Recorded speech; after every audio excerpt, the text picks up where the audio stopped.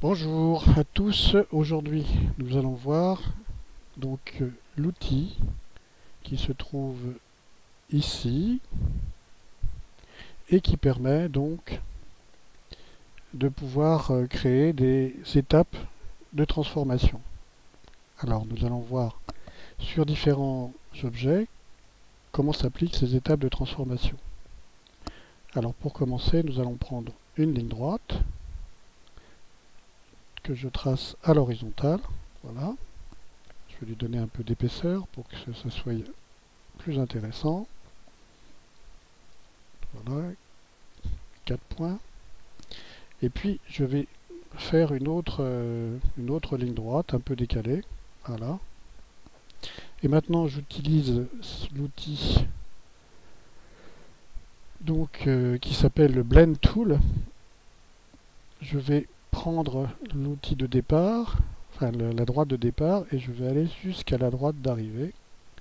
Donc voilà donc des étapes de transformation d'une droite vers l'autre. Ici, vous avez 5 étapes. 1, 2, 3, 4, 5, que vous pouvez augmenter. Par exemple, passer à 15 étapes. Et donc, vous voyez que 15 fois les choses ont été faites. Alors, ces étapes-là, ici, sont les étapes identiques. Je vais revenir en arrière. Je vais faire une droite maintenant plus petite, tout en refaisant ces mêmes étapes. Vous voyez que en fait, le Blend Tool prend en compte l'objet d'arrivée pour progressivement faire donc les 5 étapes permettant d'arriver à l'étape finale. Alors ça, c'est une caractéristique du Blend Tool, c'est de s'adapter aussi bien à la couleur. Si je mets une couleur ici verte, alors ici comme l'objet final est un objet complet, donc si je veux uniquement mettre la couleur sur l'objet final, il faut que je revienne en arrière, que je lui mette la couleur verte. Maintenant, si je prends le Blend Tool, vous voyez que le vert progressivement s'éclaircit à partir du noir du départ. Alors l'autre chose un peu exceptionnelle que le Blend Tool peut faire, c'est je vais prendre l'outil ici de dessin et je vais faire une courbe. Alors cette courbe, je vais la rendre plus harmonieuse. Voilà. Et je vais demander ensuite à Xara de me mettre en faisant ici le plus avec la touche majuscule. Donc ces deux objets maintenant sont liés. Si je retourne sur le Blend Tool, vous voyez qu'ici j'ai la possibilité de mettre la courbe faite par le Blend sur la courbe dessinée à la main. Et donc je me retrouve ici avec donc une fabrication de ce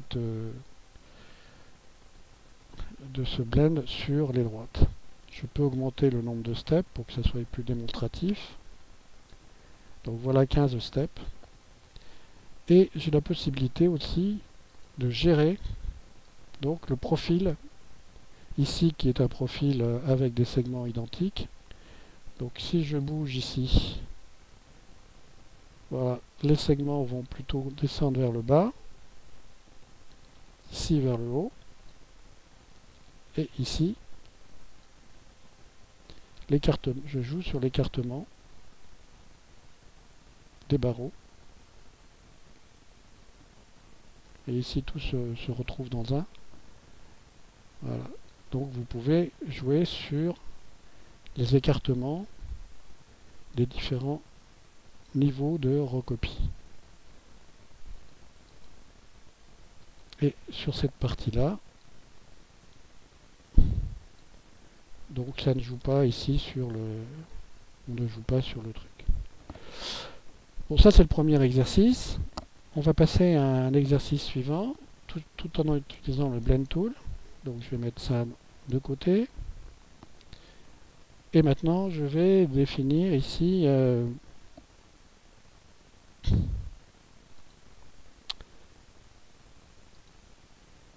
une surface. Alors, je vais lui donner... Je suis sur le... Je vais prendre le Shape Tool. Je vais définir ma surface ainsi.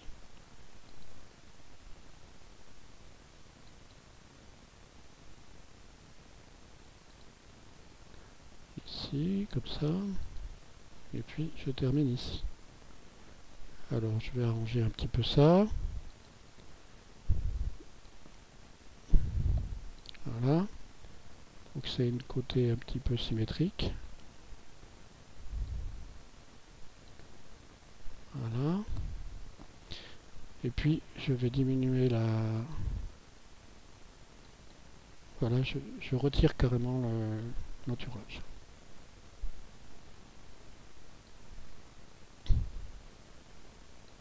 Je vais donner à l'ensemble une couleur grise. Je vais le réduire. Je vais copier cet objet. Voilà. Je le fais un paste. Je vais demander à l'aimant de m'indiquer où il est par rapport à cet objet. Voilà, là il est au même niveau. Non. Alors, j'ai du mal à trouver. Voilà, donc maintenant en utilisant la touche CTRL. Voilà. Donc j'ai cet objet ici, cet objet là. Et je vais demander au Blend Tool de me multiplier cet objet là. Alors voilà. Hop. Voilà. Donc là j'en ai 1, 2, 3, 4, 5, 6. Je vais lui demander d'en mettre 15. Hop. Alors vous voyez, il y en a beaucoup, donc ils se confondent. Mais c'est pas le plus important. Le plus important, c'est que je vais dessiner un cercle ici. Et que je vais demander au Blend Tool de me mettre ce que j'ai généré autour du cercle. Donc vous voyez, ça a été mis autour du cercle, mais c'est pas ce que je voulais. Je veux que chaque objet soit sur le cercle, mais selon son rayon. Donc là, j'ai une action qui me permet de le faire. Et vous voyez, j'ai dessiné ici, carrément, une roue dentée. Alors cette roue dentée, je peux ensuite les vider avec un cercle ici. Alors, je vais appeler les règles. CTRL L, j'ai les règles. Je vais chercher le centre de cet objet. Donc pour chercher le centre, voilà, il suffit de cliquer 2 fois et vous avez le centre de cet objet. Et je vais mettre une ligne ici qui me permet d'avoir le centre exact de cet objet. Je prends le cercle ici et en partant du centre, voilà, je prends le centre ici, voilà, et je l'agrandis. Alors bien sûr, vous voyez rien parce que il n'y a pas de ligne. Et si je mets une ligne, vous voyez ce centre. Une autre façon de voir aussi, c'est de demander à ne voir que les choses qui sont dessinées. Donc, je vais prendre l'ensemble des deux et je vais faire un arrange en demandant de couper l'un par l'autre. Voilà, je sors ce cercle et je le supprime. Et donc maintenant j'ai ma roue dentée que je peux éventuellement changer de couleur. Voilà. Que je peux éventuellement passer en 3 dimensions en lui demandant ici pas de pas de calcul sur les angles. Je peux également lui donner... Alors on peut utiliser cet élément-là hein, pour lui donner la profondeur. De même, on peut ici... Donc, voyez, je peux tourner aussi cet élément pour avoir une roue dentée. Donc voilà les solutions qui peuvent être utilisées avec le Blend Tool et plein d'autres choses plus sympathiques comme par exemple partir d'un rectangle et aboutir à une étoile. Alors je passe par ici, j'aboutis à une étoile. Voilà.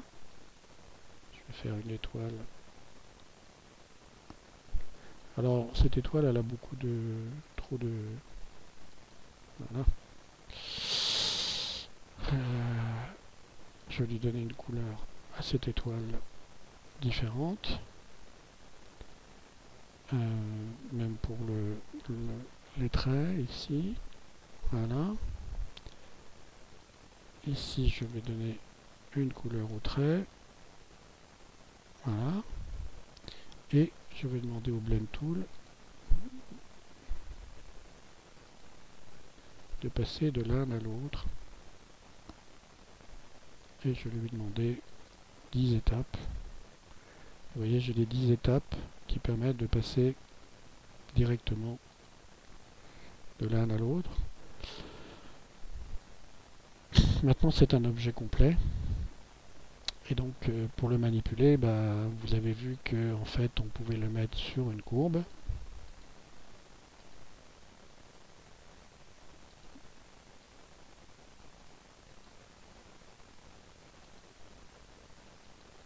Voilà. Je le mets donc sur une courbe. Et vous avez cet objet qui permet donc de définir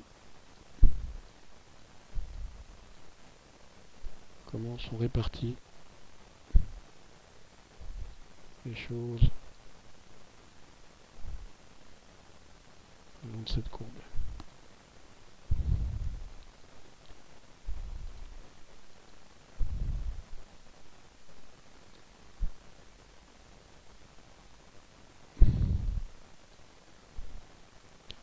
Voilà, la leçon se termine ici.